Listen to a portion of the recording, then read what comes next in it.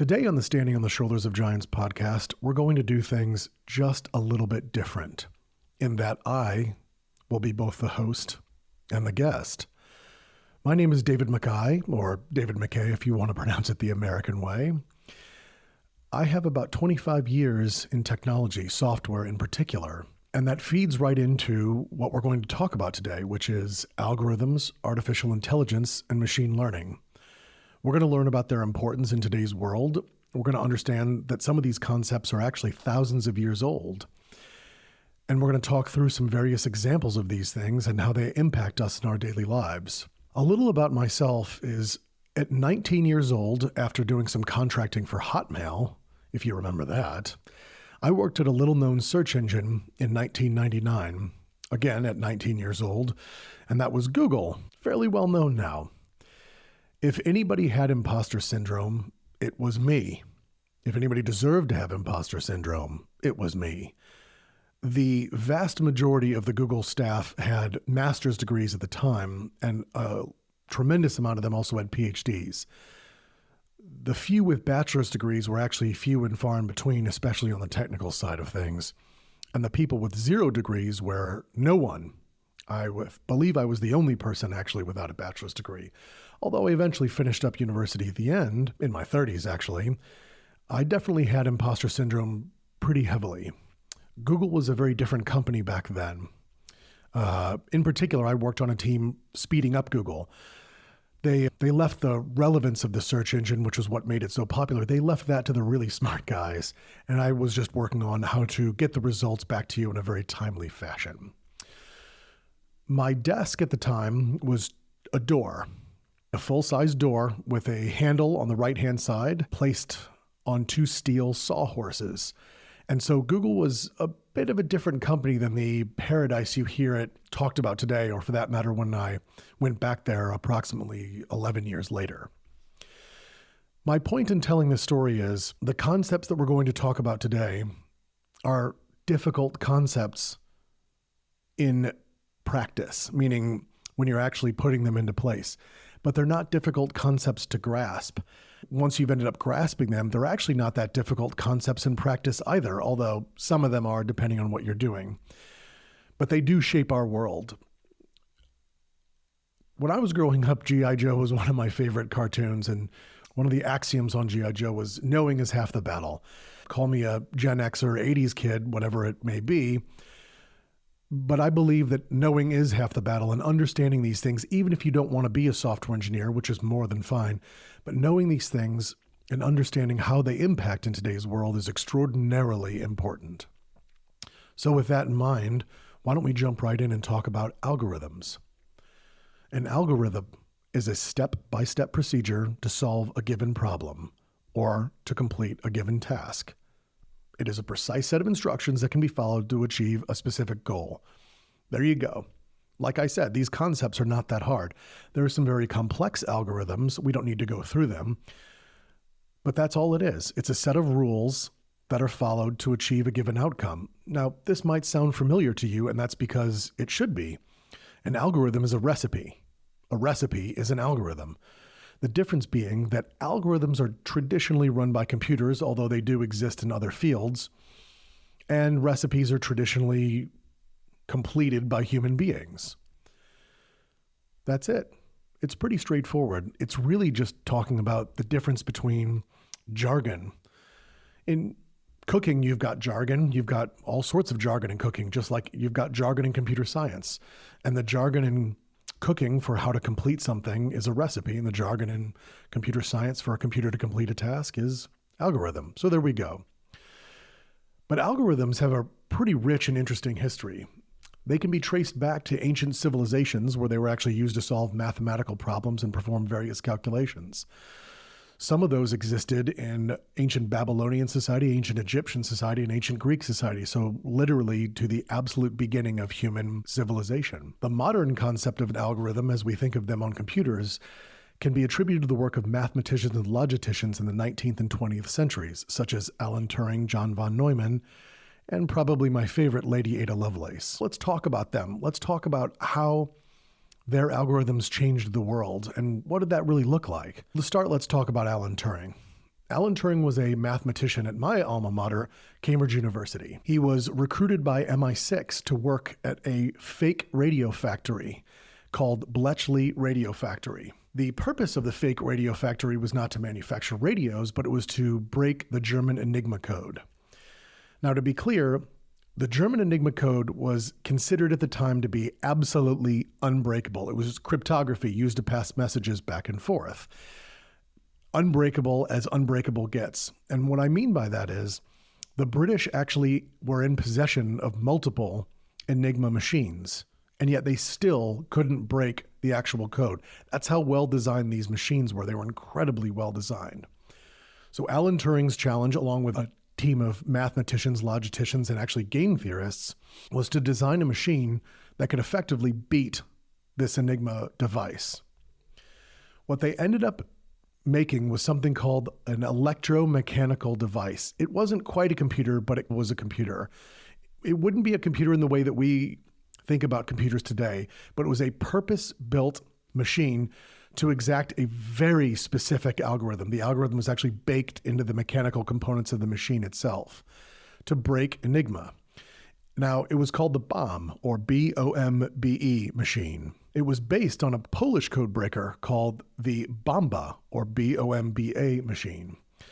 This machine, upon completion, provided crucial intelligence to the European side of World War II. Now, to put some numbers around this, when I say crucial intelligence, this thing actually shortened the war on the European front by over 2 years and is credited with saving 14 million lives. That's a pretty amazing thing for, again, a very purpose-built algorithm. Now, Alan Turing in particular, later in his life, he was found guilty of something called gross indecency laws that were specifically targeted at homosexuals at the time, which was extraordinarily unfortunate. Instead of going to prison, he accepted chemical castration, which had some pretty nasty side effects, as one would imagine. He reportedly died of suicide at 41 years old after ingestion of cyanide. Although there are some conspiracy theories that's not necessarily the case. Regardless, that is the official record. However, this story does have a bit of a happy ending, although not in Alan Turing's lifetime, unfortunately. In 2009, a petition was started to apologize to Alan Turing posthumously, and it's made its way through the British government at varying levels, having success almost the entire way through.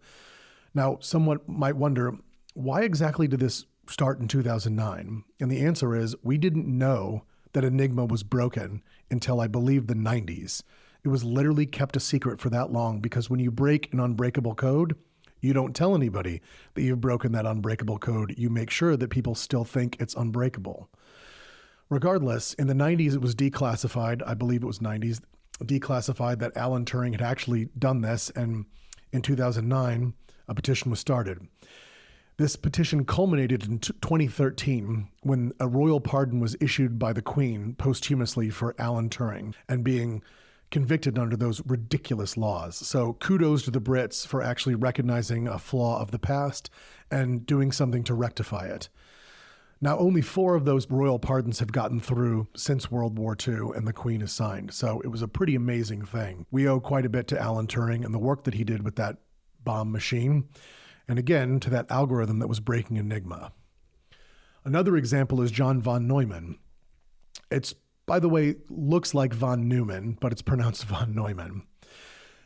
He developed something called the Monte Carlo method. Now, the Monte Carlo method was developed during his work on the Manhattan Project. The Manhattan Project being the American project to develop the atomic bomb during World War II. Now, the algorithm, the Monte Carlo method, involves generating random numbers to simulate a very large number of trials without actually doing those trials, and then calculate the probabilities statistically. This was specifically used to calculate the probability of fission, although he had many other contributions. Fission was probably the biggest one, as fission is splitting of the atom. In other words, the actual core component of what makes the atomic bomb. Now, to test this method, von Neumann enlisted the help of various colleagues and put them in a room to sort of simulate these random numbers. We don't have to go through the whole experiment, but regardless, it proved to be a resounding success with both his colleagues and on the project itself. and it proved to be an incredibly powerful tool for solving complex problems. Today, the Monte Carlo method is used in various fields such as finance, engineering, and computer science, and is used almost on a daily basis. And finally, we're going to come to Lady Ada Lovelace, who is my favorite in this group for the sort of pioneers of algorithms. Lady Ada Lovelace is the child of Lord Byron. Now, on a bit of a side note here, if you've never heard of Lord Byron or you've never read any of his poetry, Lord Byron was incredibly brilliant, as was his wife, who was also, I believe, a professor. Now, it's no wonder that they produced Lady Ada Lovelace, who was, in my opinion, even more brilliant than they were. Lady Ada Lovelace produced a handwritten algorithm on a piece of paper in 1842, prior to any machine existing that could even run algorithms.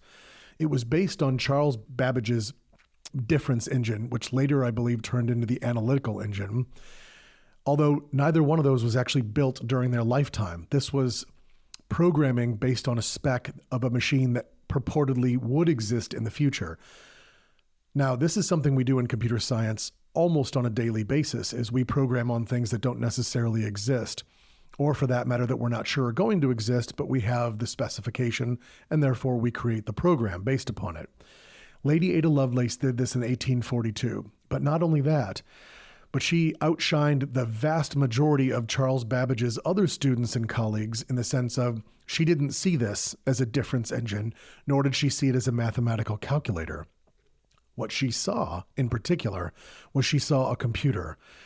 She speculated on branching conditionals, subroutines, also called functions, and loops, all three of which to this very day are used in every single solitary computer programming language on the planet, with very few exceptions. So in other words, in 1842, she effectively predicted modern computer science without any machines existing. Lady Ada Lovelace is considered the first computer programmer ever, and in my opinion, she is the absolute godmother of all of computer science across the board. So kudos to you, Lady Ada Lovelace. Algorithms today are also used in a wide range of fields: computer science, mathematics, engineering, and more. But let's go through an example that you probably use on a day-to-day basis, which is the social media feed algorithm. They have these on Instagram, TikTok, Facebook, among others. Basically, this is the algorithm that determines what to show you as a user, and it determines this based on your interests and your behavior. Now, when I say behavior, what I mean is your online behavior. For example, mouse clicks, scrolling, things that you've interacted with before. But there are certain things you may not know that we're also able to see quite a bit of, especially inside of a web browser, and that is we're able to track your mouse. We know exactly where your mouse is almost at all times. We're able to see what you're lingering on. We're able to see what you type, even when you don't click submit. We're able to see literally everything. Now, this shouldn't really scare you because the truth of the matter is most of these in fact, I'll say this differently, all of these social media companies have zero incentive to ever sell your data to anybody. In fact, that's the exact opposite of what they want to do. They want to keep your data for themselves because that's how they make their money. When people say, I think Facebook's giving away my data and they know so much about me, yes, they do, but they want to keep that to themselves. Trust me. That is the exact opposite of what social media companies want to do, meaning sell your data. They don't want to do that at all. Anyway, going back to the algorithms that they use is something called a lookalike audience algorithm. Now, this is based on hundreds and hundreds of factors, which of course we don't have time to go through today. But some of the things I can tell you is this. You don't feed, well, maybe some of you do, but most people do not feed enough data to a social media platform that they know every single thing about you. They can't predict your behavior in ways that they would like to do. And by predict your behavior, I mean, they can't predict what posts you would like to see. They can't predict what posts you would like to interact with. They can't predict what ads would be the most relevant for what you're looking for. Now, they try to, but they can't do it on an individual basis. So what they can do is create a lookalike audience, which is exactly what it sounds like. Audiences that look like one another. Everybody in that audience looks vaguely similar to other people. And when I say look like, of course, I don't mean your physical appearance. What I mean is your activity online. What does that look like? If you clicked on thing X, whatever that may be, it will measure how many people clicked on thing X and then what was the most common outcome after clicking on thing X. Did they click thing Y, Z, or A or B or C? And they'll basically stack rank those. I'm simplifying this quite a bit, but regardless, they'll stack rank what happens after you performed a particular action. And the vast majority of people in that group will actually do another action that's similar to one another, hence why they look like each other, because their behavior is similar online to other people. Now, ultimately, these social media networks would like to create something that's just specific for you, tailored for you, such that they can understand you very well. And they want to do this because they want you to have a phenomenal and fantastic experience on their site. But for now, what we do is we do lookalike audiences. In other words, when you're wondering why you're seeing that video, you've never clicked on anything like that, it's almost assuredly because of a lookalike audience that you've been placed into. Whether or not you're super similar to that audience or not, that's a difficult problem. You might not be super similar, but you might be similar in ways that you don't necessarily understand. So that's how a lot of the discovery happens on these types of engines. But that leads us right into lookalike audiences are also powered by artificial intelligence. Let's talk about artificial intelligence since that's one of our other topics today. Artificial intelligence in the field of computer science is something that focuses on the development of intelligent machines that can perform tasks that normally require human level of intelligence. Things like visual perception, things like speech recognition, things like decision making, and things like language translation. The history of these can be traced back to the 1950s, when researchers first began exploring the possibility that you could create these machines that could think like human beings. But before we dive in there, it's important to call out that there are two separate fields of AI at present. One of them effectively doesn't exist, or it's in its absolute infancy if it does. And the other one, I wouldn't call it mature, but definitely you've interacted with it on a daily basis. The two different fields are narrow AI and general AI. Narrow AI is thinking like a human being in a very narrow way. So being able to recognize a human being. So something like facial recognition, that is an extraordinarily narrow band. If all a human could do was recognize people, we would consider that human to be underdeveloped, wouldn't we? In this particular case, that's what narrow AI is. You end up finding very particular things that machines are good at and assigning those things to that machine and training the machine such that it has close to human-like intelligence, being able to recognize a cat versus a dog in the instance of visual perception, being able to recognize people's speech patterns in the case of speech recognition, things of this nature. General AI is where most of us used to think that AI was, and that is something like the HAL 9000 computer from the movie Space Odyssey 2001, or the Star Trek computer. In other words, a singularity, something where we've created what we believe to be consciousness, or true artificial intelligence inside of a machine. The optimists will tell you we are decades away from this. The pessimists will tell you we will never ever get there. I like to consider myself a realist and somewhere in between the two, and that we are 50 to 100 years away from even coming close to that. Regardless, general AI is in its infancy, and narrow AI is where we are right this second. And that's what we'll talk about.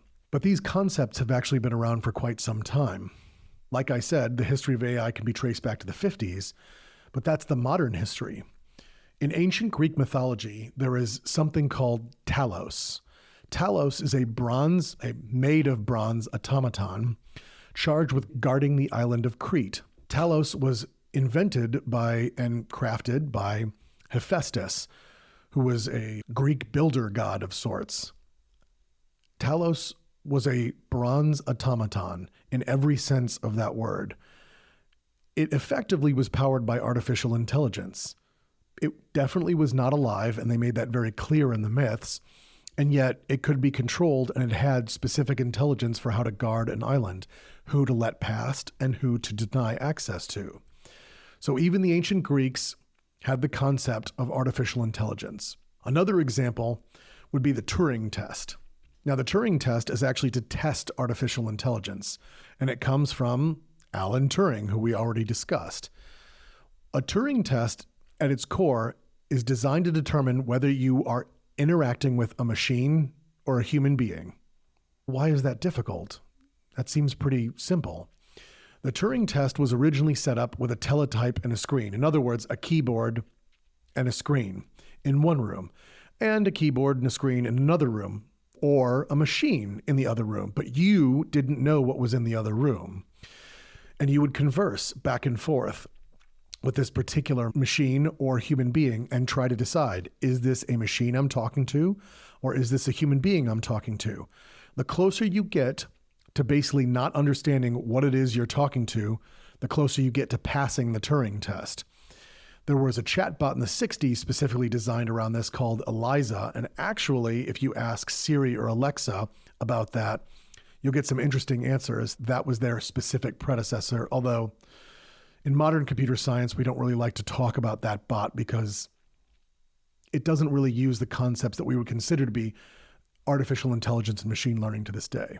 Regardless, artificial intelligence has had some pretty big leaps and bounds in the past couple of decades. In 1997, IBM's Deep Blue beat Garry Kasparov in chess. This achievement marked the first time a computer was able to beat a world champion in a game of chess. It was a pretty incredible achievement as well. In 2005, a Stanford robot drove autonomously for 131 miles along a trail. Rivian and Tesla, I'm sure they're giving kudos to Stanford just about every day for that one. In 2013, a Google division called DeepMind created something called AlphaGo.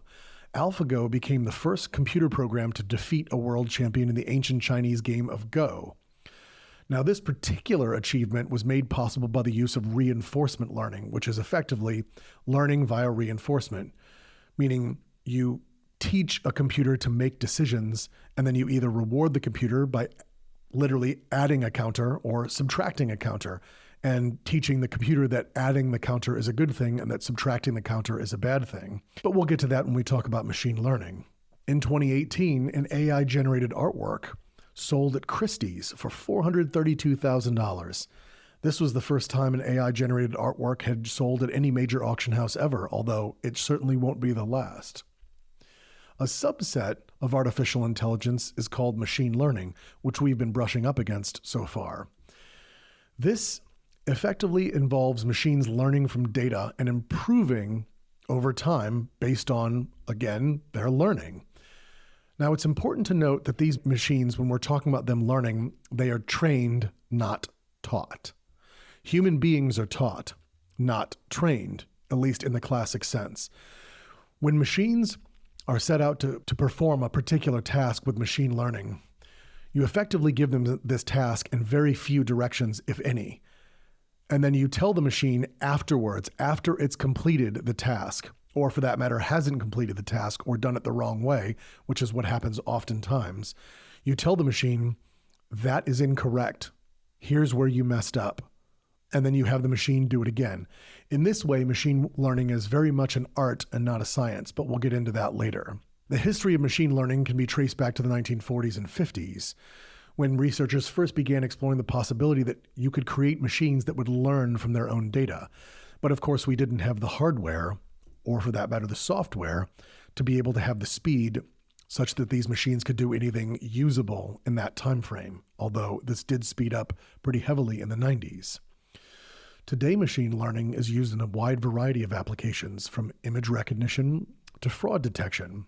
Arthur Samuel actually coined the term machine learning. He taught a machine to play checkers, and he ended up teaching the machine to play checkers against itself. The idea was to eventually have the machine play every possible game of checkers, store those outputs in its memory, and thus have an effectively unbeatable machine at checkers, although that didn't end up happening because we didn't have the hardware at the time when Arthur Samuel was doing these. Another story about machine learning is it saves lives.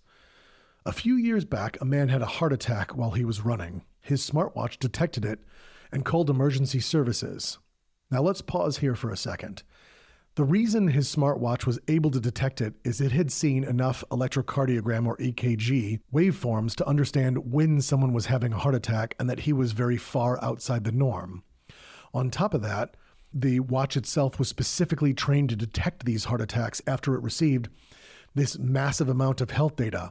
Original iWatches and various other devices were not able to perform this because they didn't have the data to be able to predict when this would occur.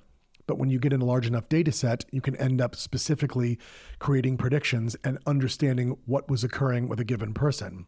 But back to the story, the ambulance itself was 20 minutes away. Now, during this time, his health data was also uploaded to a second app. The second app was something for people who were prone to heart attacks that he had on his watch. This app had a machine learning algorithm directly on the watch that specifically looked at his EKG waveforms and his heart rate and realized he was going to have, or at least was very likely to have, a second heart attack. What it ended up doing was it ended up directly contacting the hospital, who sent out a helicopter to airlift him directly from the spot where he was, as the GPS coordinates were also specifically uploaded. Now, as this occurred, they ended up saving his life via, I believe it was the paddles, the shock paddles, twice.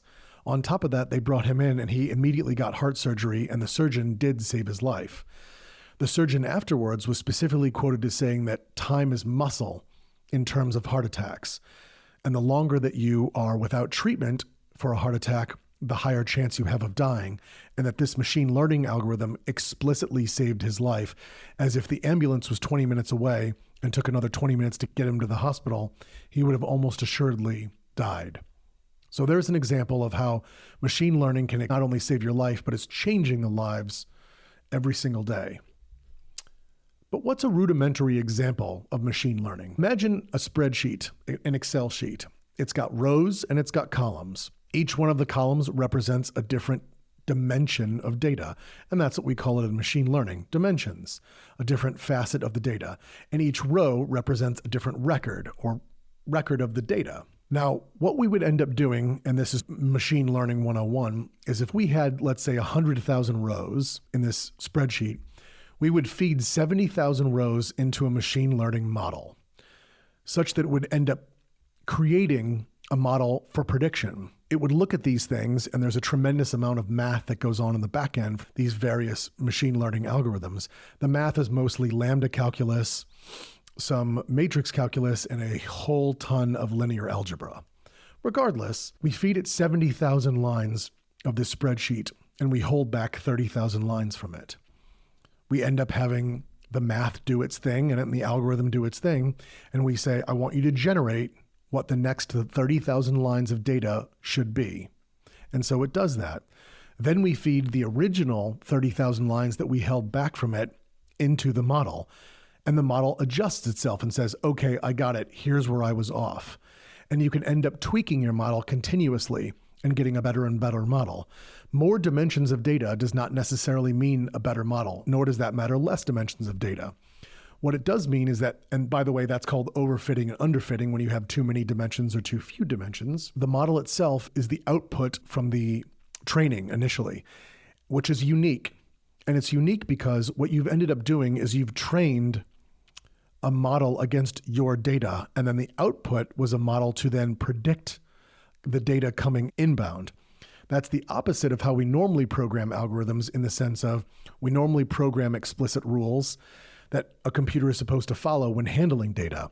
In this way, it's here is the data already, predict what the data should be, tweak yourself to understand what the data that I've held back was and how far off you were. And the output, therefore, is a model that will hopefully end up predicting data going forward. And the model itself is just an extraordinarily complex algorithm specifically trained on the data that we fed it. And there's machine learning in a nutshell. So to recap, we've learned today about algorithms, and we've learned some pretty amazing historical facts about them. We've learned about artificial intelligence. We've learned about machine learning and the fact that it impacts end users and even saves lives. One of the most important things I think we can remember is that technology is here to support us, humans, not the other way around. We are not slaves of the algorithm, as many people often say today. Quite the opposite. We are its master. Our behavior determines its output. So, any thoughts, comments, questions, concerns? Hit me up on the social platforms at David McKay V or David McKay V if you're wanting the American pronunciation. And that's it for today. We have been standing on the shoulders of giants. Thank you.